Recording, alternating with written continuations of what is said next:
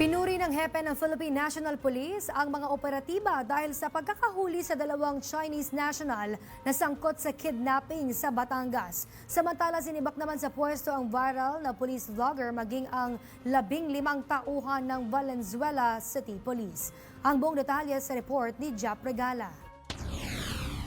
Talsik sa serbisyo, si Patrolman Francis Steve Fontillas, ang police vlogger na nagpo-post sa social media kaugnay ng pagka-aresto ni dating Pangulong Rodrigo Duterte.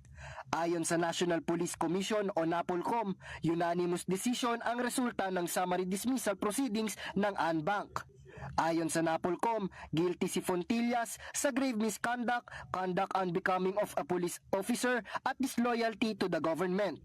Pinatawan din siya ng accessory penalty of perpetual disqualification from public service o habang buhay na hindi maaaring umupo sa anumang posisyon sa pamahalaan.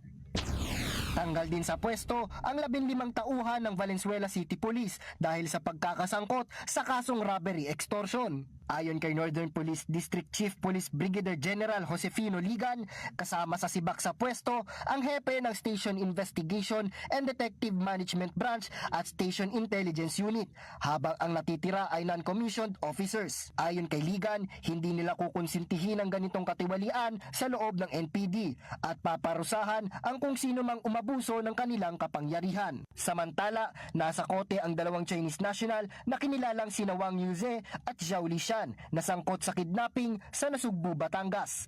Sa follow-up operation ng Philippine National Police Anti-Kidnapping Group at Police Regional Office 4A, nadakip ang dalawang suspect sa checkpoint sa Bacoor. Tinangkapan ng mga suspect na tumakas pero agad silang naaresto. Nasamsam sa kanila ang mga baril, bala at iba pang paraphernalia. Pinuri ni PNP Police Chief General Romel Marbil ang mga otoridad na kasama sa operasyon.